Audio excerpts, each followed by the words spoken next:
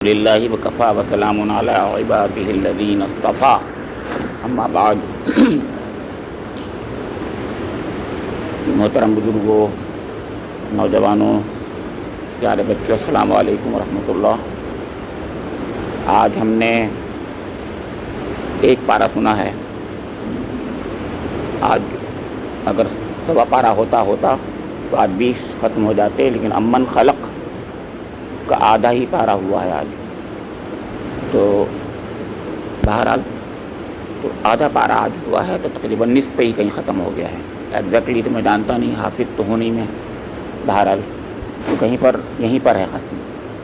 ابھی اگر پورا پارہ ہوتا تو ہی پورا سورہ قصص ختم ہو جاتی، اس کے بعد العنکبوت بھی اس کے 4 رکوع اور ہو جاتے جو نہیں میں۔ تو یہ جیسے کہ کل بتایا تھا، یہ الف لام کہنے لگا آپ کا تقسیمات ہیں۔ تو پہلی سورہ کل جو آئی تھی وہ سورہ الشعراء تھی، وہ تقسیم میم تھی۔ آج جو دوسری سورہ ہم نے سنی ہے وہ تقسیم تھی، صرف وہ سورہ النمل ہے، اور تیسری سورہ القصص ہے، وہ تقسیم میم ہے۔ تو درمیان میں میم نہیں تھی اور دونوں طرف میم ہیں، یہ مطلب کہنے کا ہے۔ یہ اللہ تعالیٰ کے اس فولڈر کا حصہ ہیں جس میں تقسیمات ہیں، اسے کہتا ہوں میں۔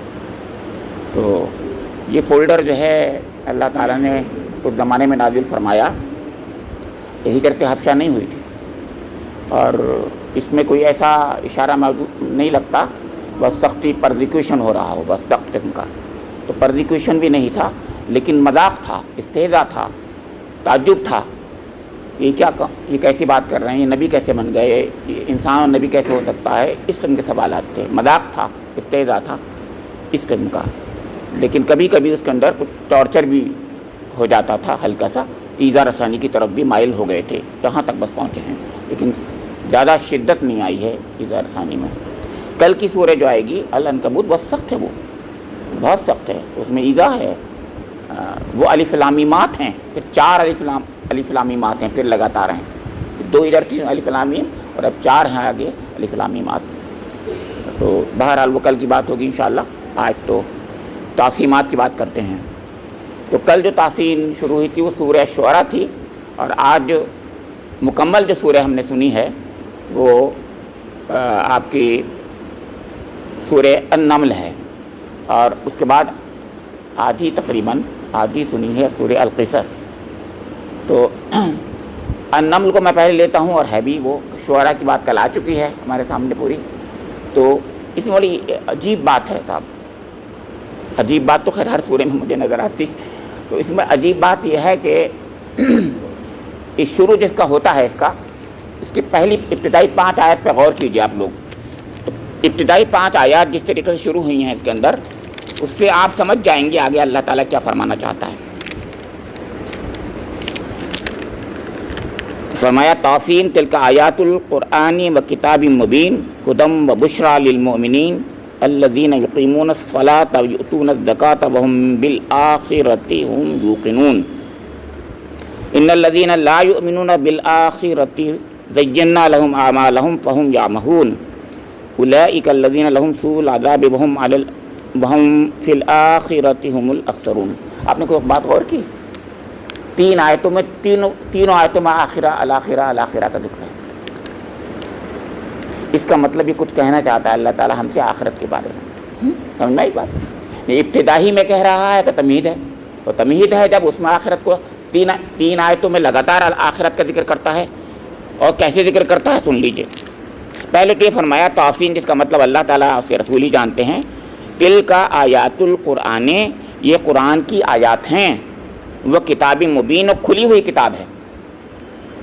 ہدی و بشریٰ للمؤمنین، یہ ہدایت ہے اور بشارت ہے مومنین کے لیے، بشارت ہے اور ہدایت ہے مومنین کے لیے۔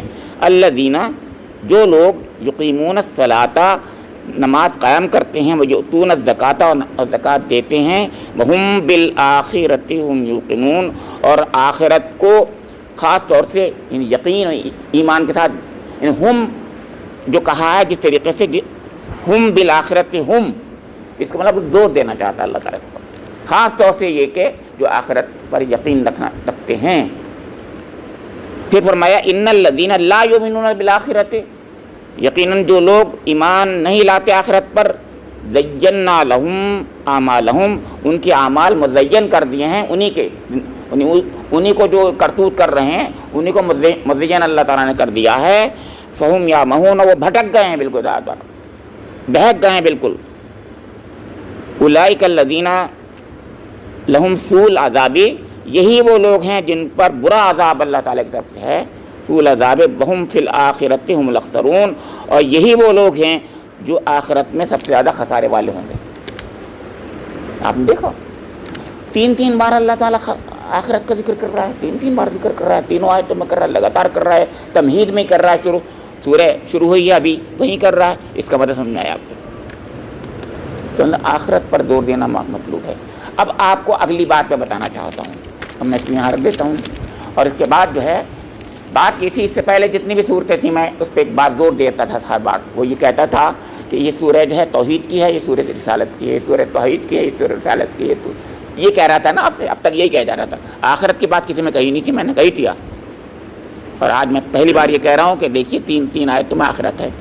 بات یہی ہے، اب تک جو تھا گویا توحید اور رسالت پر اتنا زیادہ اللہ رب کریم نے اپنے بندوں کے سامنے بات پیش کر دی تھی کہ وہ ایک اطمینان بخش اس کا مواد ان کے سامنے آ چکا تھا۔ اب آخرت پر زور دے کر کے ان کا یعنی اس کا استحکام کرنا تھا، مقصود تھا کہ آخرت کیا ہے۔ تو میں عرض یہ کر دوں کہ توحید اور رسالت بالکل بے معنی ہے بغیر عقیدہ آخرت، بے معنی ہے۔ آپ نے کہا یہ عجیب بات کہہ دی، میں نے اب تک کو اتنا آدھے سے زیادہ قرآن شریف جو ہے اس میں زیادہ تر یہی تھا، آخرت کا ہر ایک میں آ رہا تھا، ایسی بات نہیں تھی کہ آخرت نہیں آتی تھی، مگر زور زیادہ نہیں آتا تھا۔ تو اب میں عرض کر رہا ہوں کہ آخرت کے عقیدے کے بغیر توحید اور رسالت دونوں بے معنی ہیں۔ آخرت کے ذریعے سے ہی توحید میں جان آتی ہے، آخرت کے ذریعے ہی سے رسالت کا عقیدہ جو ہے بامانی بنتا ہے۔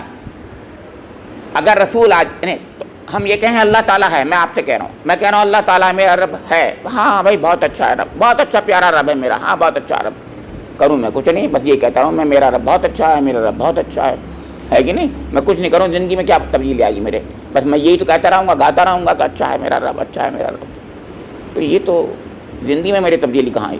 ایسی میں کہوں اللہ تعالیٰ نے رسول بھیجے تھے، ہاں بہت اچھے رسول بھیجے تھے، بہت پیارے لوگ ہیں وہ، بہت اچھے لوگ ہوتے تھے، اگر ایسے ہی کہتا رہتا ہوں تو کوئی میری زندگی میں تو انقلاب آیا نہیں؟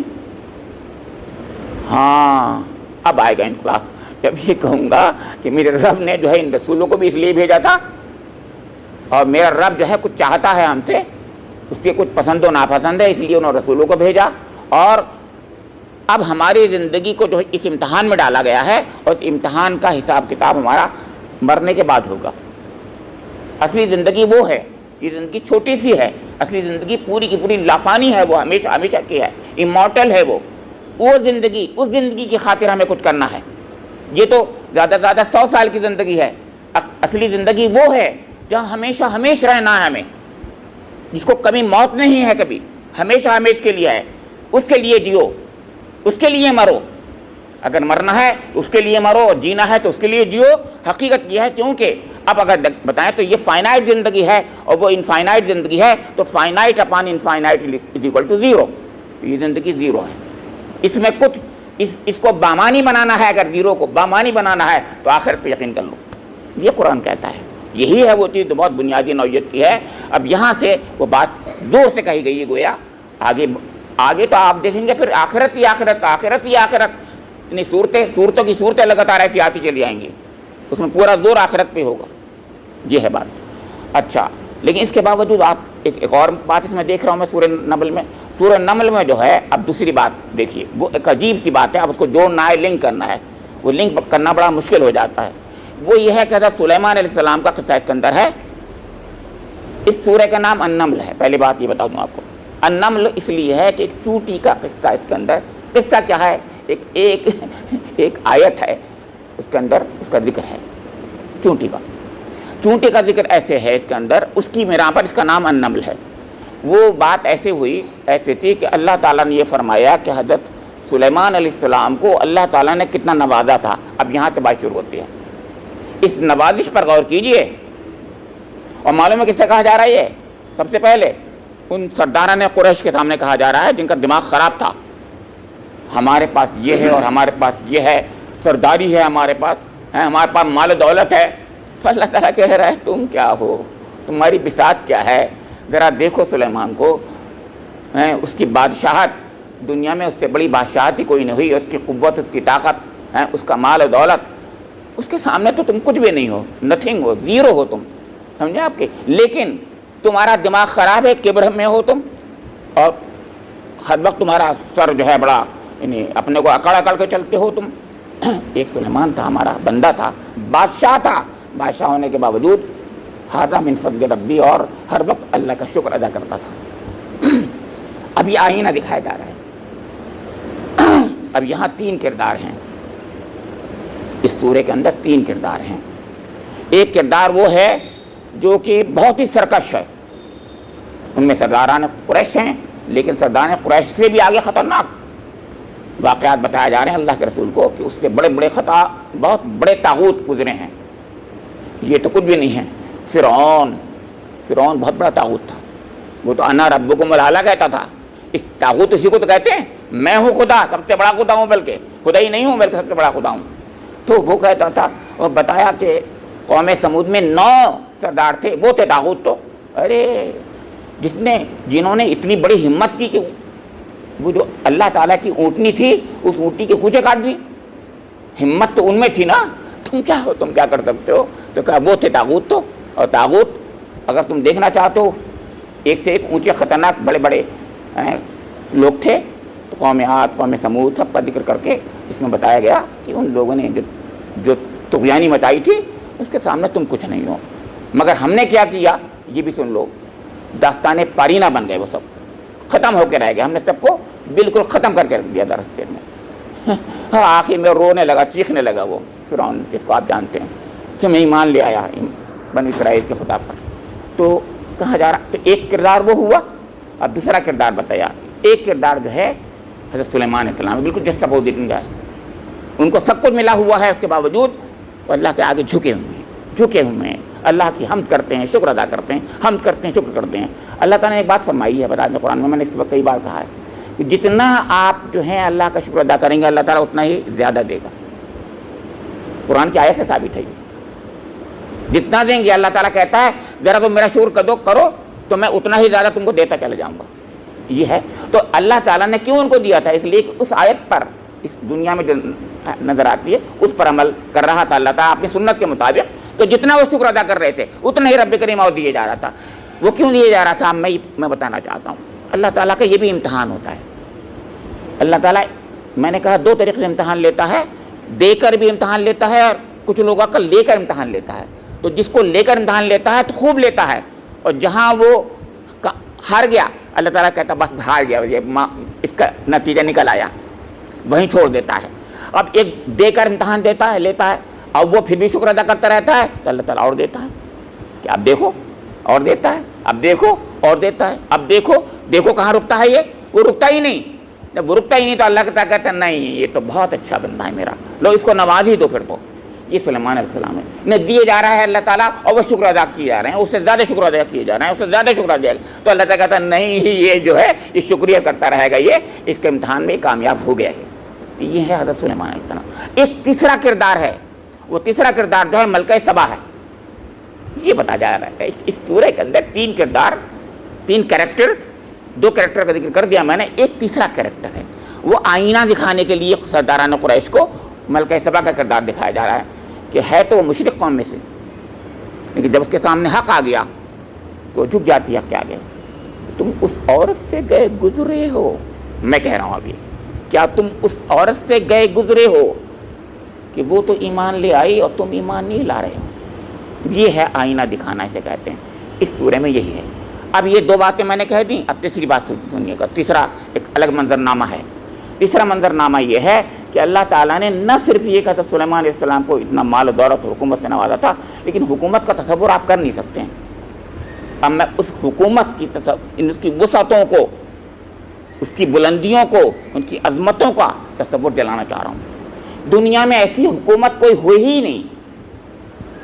آپ سوچئے اس دنیا کی مخلوقات کے بارے میں، تو دنیا میں چرند و پرند بھی ہیں، آپ کہیں گے ہاں ہیں، دونوں دنیا میں انسان ہے تو انسان تو ہیں ہی ہیں، کہ انسان دنیا میں جن بھی ہیں پائے جاتے ہیں، بھائی وہ تو نظر بھی نہیں آتے ہمیں، وہ بھی ہیں، کیڑے مکوڑے بھی ہیں۔ اب کیا رہ گیا؟ اس کا مطلب دنیا کی جو مخلوقات ہیں ان سب پر اللہ تعالیٰ نے حضرت سلیمان علیہ السلام کی حکومت قائم کر دی تھی۔ تو اس میں یہ بتایا منطق طیر کا یعنی ان کو علم دیا اللہ تعالیٰ نے، فرمایا انہوں کا، وہ کہہ رہے ہیں کہ ہم کو اللہ تعالیٰ نے منطق طیر کا یعنی بولیاں سکھا دی ہمیں جانوروں کی۔ جانور جو بولتے ہیں تو ہم سمجھ جاتے ہیں، اور اس سلسلے میں لوگ سمجھتے ہیں کہ صرف حدود کے بارے میں جانتے ہیں، لیکن اللہ تعالیٰ واقعی میں سورہ نمل کے یہ بتانا چاہتا ہے ارے یہ حدود تو میرے بھی کانوں میں آواز آتی ہے، حدود کی تو جب وہ بولتا ہے چونٹی جب بولتی ہے تو میرے کانوں میں آواز نہیں آتی، کس کو آتی ہے؟ لیکن سلیمان علیہ السلام کے کان میں آواز آ جاتی ہے۔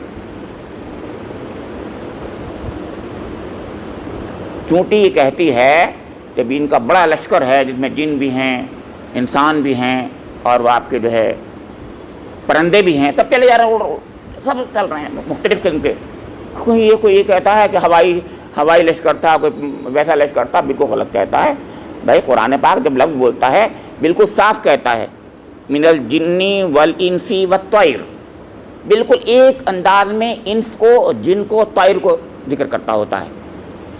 الجن الانس الطیر، اس میں کوئی بھی گنجائش نہیں ہے کہ آپ اس کے اندر یہ کہیں کہ ایک بری فوج تھی، ایک بحری فوج تھی، ایک فلاں فوج تھی، بالکل بے وقوفی کی بات ہے۔ معاف کیجیے میں سرسید پر کمنٹ کر رہا ہوں، زیادہ تو میں کہتا ہوں کہ بالکل صاف انداز سے بات کہی جا رہی ہے یہاں پر کہ جنوں پر، انسانوں پر اور طیر یعنی پرندوں پر باقاعدہ ان کی حکومت تھی۔ اب وہ اسی بات کو افرم کرنے کے لیے حدود کا قصہ بتاتا ہے اللہ تعالیٰ۔ اس کو بھی یہ لوگ جو حدود کو آدمی بنا دیتے ہیں یار، سر سید جیسے بیچارے لوگ، بس مجھے افسوس ہے یہ، اس لیے کہ کبوتر کے ذریعے سے یہ جو ہے آپ کا گرامی نامے لے جانا اس پرانے زمانے کا تو بہت عام طریقہ تھا، خط باندھ دیتے تھے اس کے، وہ چلا جاتا تھا۔ تو حدود کے ذریعے سے بھی کام لے سکتا کوئی، ایسی کوئی بات نہیں ہے۔ تو حدود بہت ذہین جانور ہوتا ہے، وہ بھی کرتا ہے۔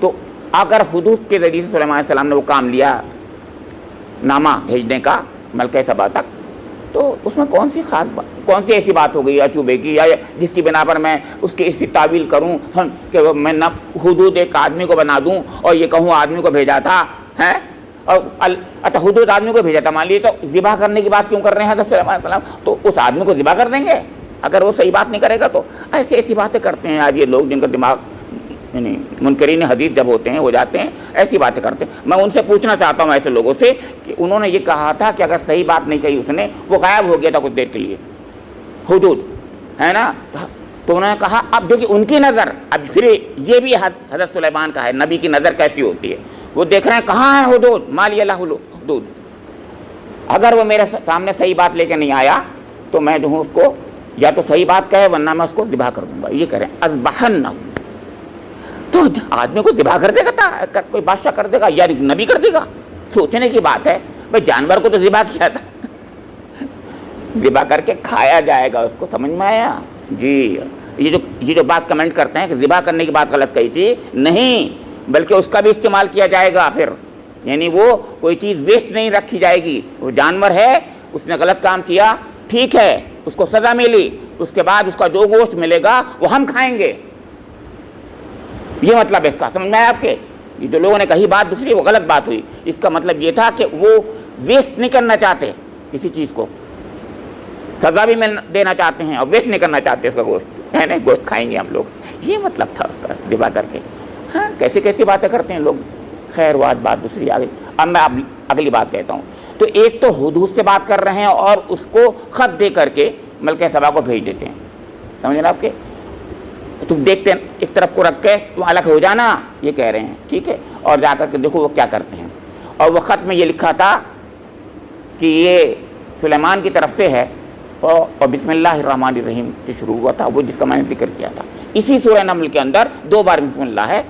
پہلے سورہ سے پہلے برکت کے لیے جو بسم اللہ ہوتی ہے وہ بھی ہے، اور درمیان میں یہ اس جگہ اس آیت پر جہاں پر حدود ان کا جو ہے خط لے کے جا رہا ہے، کتاب جسے قرآن کہتا ہے، اذهب بکتابی، وہ کتاب کو لے کے جاتا ہے، تو وہ اس میں لکھا تھا انہو من سلیمان و انہو بسم اللہ الرحمن الرحیم.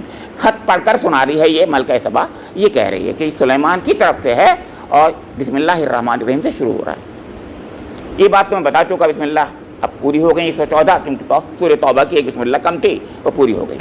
اب دوسری بات میں عرض کر رہا ہوں کہ حدود سے بات کر رہے ہیں پوری، اس سے جاسوسی کا کام لیتے ہیں، اسپائنگ کا کام کرتے، اسپائنگ کہتے ہیں اس کو، یاد رکھیے. دیکھ کیا ہوتا ہے وہاں پر، کیا ہو رہا ہے، اس سے خط بھیج سفارت کا کام بھی کر رہے ہیں، اسپائنگ کا کام بھی کر رہے ہیں. 2 کام لے رہے ہیں اس سے.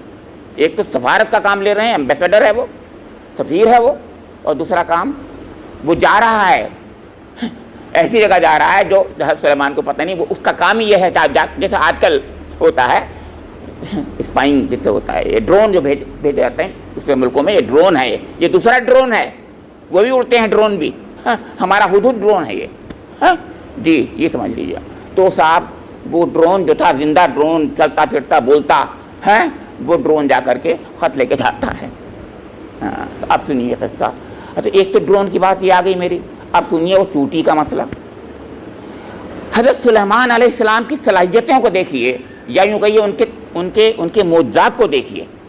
ہر نبی کے الگ معجزے ہیں، یہ معجزہ تھا ان کا. ہم یوں ہی کہتے ہیں، امت مسلمہ جو ہے ہمارے متقدمین ایسے ہی بولتے ہیں، ان کو ایسے ہی بولنا چاہیے کہ یہ معجزہ تھا ان کا، اور تھا ہی معجزہ، اس میں دو رائے نہیں. تو وہ میلوں دور ہے لشکر. ابھی چونٹی جو ہے وہ کہہ رہی ہے کہ اے نملہ، وہ نملہ ہے، النمل کہتی ہے اے چوٹیو. اب دیکھیے دونوں میں فرق بتاؤں گا ابھی. یہاں بھی نملہ اور نملتن کی بات بتاؤں گا آپ کو. تو وہ جو ہے وہ نملہ ہے جو بول رہی ہے، یہ قرآن کہہ رہا ہے وہ نملہ ہے جو بول رہی ہے. معلوم ہے آپ کو نملہ ہے کیوں؟ اینٹامولوجی پڑھیے ذرا تو آپ کو پتہ چلے گا کہ چونٹیوں کی سردار جو ہوتی ہے، رانی ہوتی ہے، وہ فیمیل ہوتی ہے، رانی ہوتی ہے. وہ قرآن کو نملہ کہہ رہا ہے، اور یہ کہہ رہا ہے کہ وہ نمل کو، یعنی چونٹیوں کو جو کوئی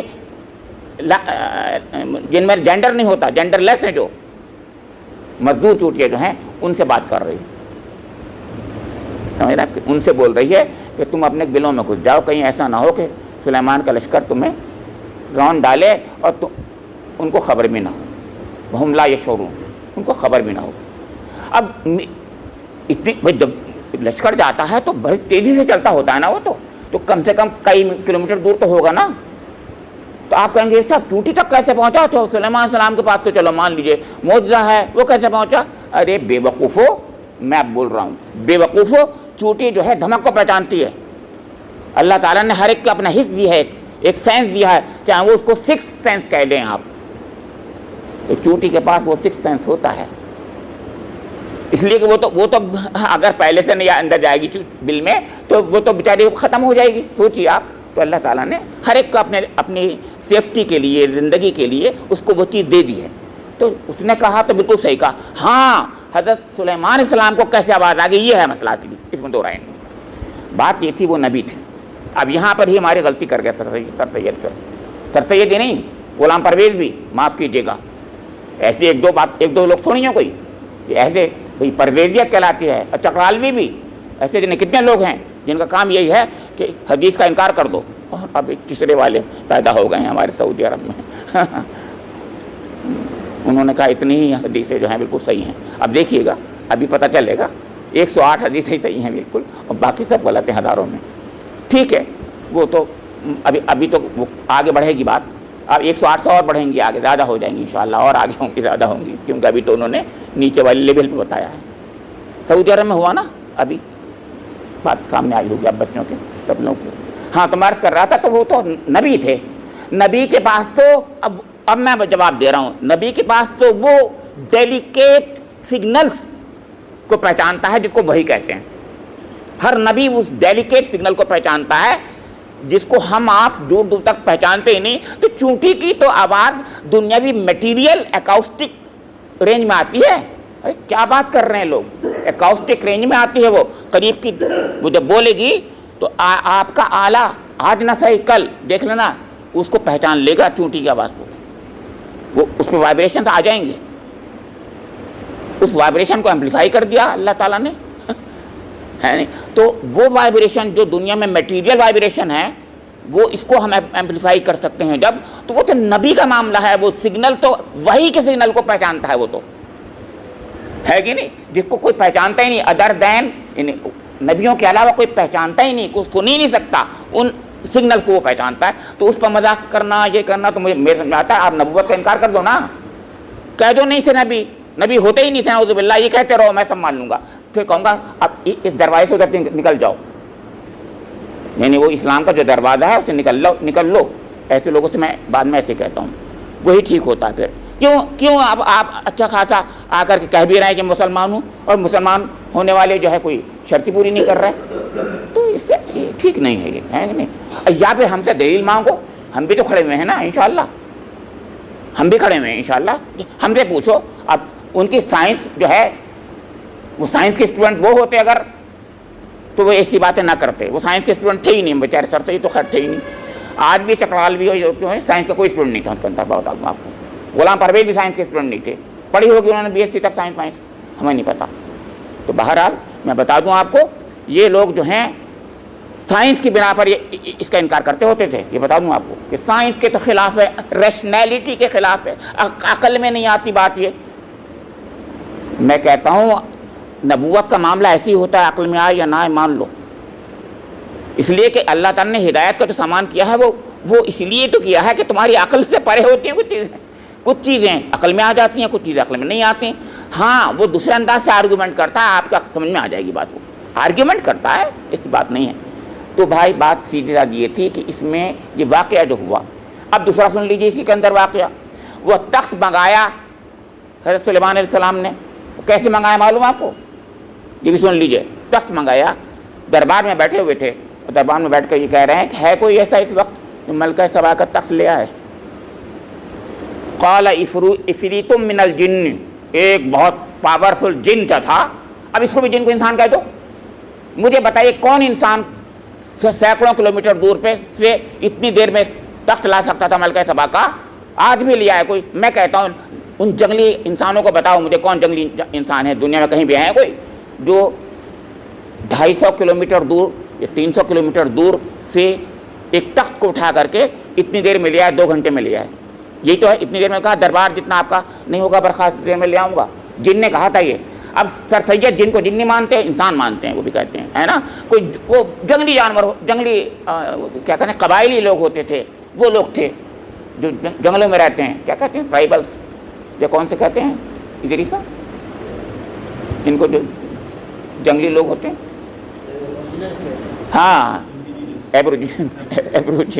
وہ اب کتنے بھی طاقتور ہوں گے بتائیے، مجھے بتائیے کوئی ہے انسان نام کا جو انسان ہو اور اس کے بعد وہ جو ہے 250 کلومیٹر دور سے جو ہے 2 گھنٹے میں ایک تخت کو لے آئے گا؟ نہیں لائے گا نا. تو وہ انسان تو نہیں ہوا نا. جب انسان نہیں ہے تو کوئی اور ہی مخلوق ہوگی نا.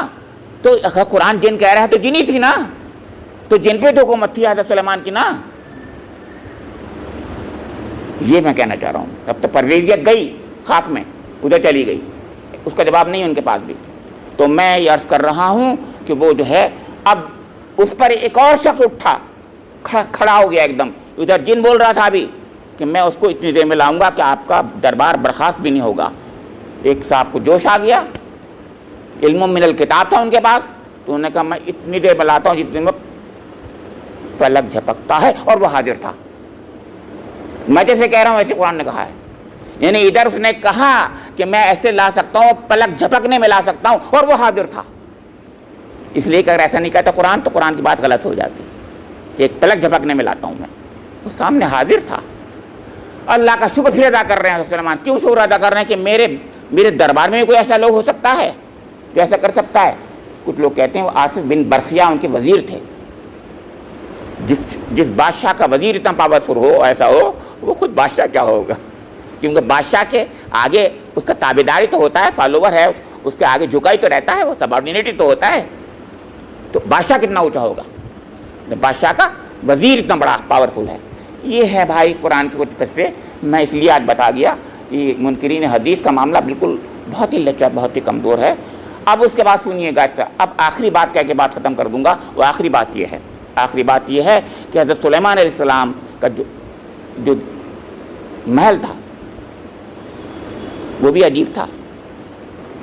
انہوں نے محل یہ عجیب بنوایا تھا. ارے صاحب آج وائٹ ہاؤس کیا ہوگا؟ وائٹ ہاؤس میں کچھ نہیں ہے، نتھنگ. وائٹ ہاؤس سے 10 گنا اونچا. اگر سوچ سکتے ہیں تو سوچ لینا، کیونکہ وائٹ ہاؤس میں کوئی ایسی جگہ نہیں ہوگی کہ نیچے پانی ہو، اس کو اوپر جو ہے شیشہ لگا دیا گیا ہو، بلوری فرش ہو، اس کے نیچے پانی ہو، اور اس طریقے سے اس کو جوڑا گیا ہو پانی اس کے درمیان میں کہ اس کے اندر بالکل گیپ نہ ہو، بالکل پانی اس سے مکس. ایسا کوئی نہیں ہو سکتا. اس میں سائنس میں ایک پرابلم یہ ہے کہ وہ پانی کا لیول کچھ نیچے ہوگا تھوڑا سا، جب اس میں لگائیں گے شیشے کو تو بڑی پرابلم ہوتی رہے گی. لیکن وہ اس طریقے سے بنایا گیا تھا کہ اس کا لیول اس سے بالکل پانی سے مل رہا ہے. تو ادھر شیشہ ہے، گلاس پانی سے جڑا ہوا ہے، اس کے نیچے پھر وہ بھی ہے. اب وہ بلوری ہے بالکل. اب کیا ہوتا ہے، اس کو بلا لیا گیا، وہ آ گئی ملکہ بلقیس، ملکہ سبا بلقیس کہتے ہیں، نام اس کا بلقیس تھا. وہ بائبل کی بات ہے. اب اس سے کہا چلیے صاحب آپ کو مہمان خانے تک پہنچا دیتے ہیں. مہمان خانے کے درمیان میں جانے کے لیے معلوم ہوا وہی خاص طور سے وہی بلوری فرش تھا، گلاس والا. تو انہوں نے اپنی پینچے اٹھا دیے. کہنا نہ پینچا اٹھانے کی آپ کو کوئی ضرورت نہیں ہے، یہ بلوری ہے. فوراً ایمان لیا. آپ کو پتہ ہے، یہ کہنا یہ چاہ رہا ہوں میں کہ یہ دنیا کی یہ چیزیں ہیں، یہ سائنس اینڈ ٹیکنالوجی ہے، یہ قوت ہے جو اللہ کی دی ہوئی، یہ اللہ کے کام میں اگر آتی ہے، ہاتھ ہوتی ہے، تو اس میں بہترین ہے اللہ کے لیے. اور اگر یہ چیز جو ہے اپنے دکھاوے کے لیے ہے، سب سے بدترین ہے یہی. تو انہوں نے دعوت حق کے لیے اس کا استعمال کیا تھا. انہوں نے وائٹ ہاؤس سے بڑا محل بنایا تھا، لیکن اس کو دعوت حق کے لیے استعمال کیا تھا. آج آپ کے پاس اگر بہت بڑا محل ہو، اگر اس مقصد کے تحت بنائیں آپ، بہت صحیح ہے، کیونکہ سلیمان علیہ السلام کی سنت ہوگی. پھر بھائی سن لو میرے بات جو کہہ رہا ہوں، وہ سلیمان علیہ السلام کی سنت ہوگی. آپ بنائیں، مگر اس نیت سے بنائیں کہ میں اس کے ذریعے سے دعوت حق دوں گا، حق کی کوئی بات پہنچاؤں گا، اور لوگ آئیں گے تو اچنبے سے کہیں گے ہاں بے شک بہت اچھا ہے. آپ نے سبحان اللہ ٹیکنالوجی میں کمال کر دیا آپ نے. تو اللہ رب کریم سے میری دعا ہے کہ مجھے اور آپ لوگوں کو قرآن پاک کو سمجھنے کی، اس کے مطابق عمل کرنے کی توفیق نصیب فرما دے. اس کے پڑھنے سمجھنے میں ہم سے جو غلطیاں ہو جاتی ہیں اللہ تعالیٰ ان کو معاف فرما دے. ربنا تقبل منا انک انت السمیع العلیم، تب علینا انک انت التواب الرحیم.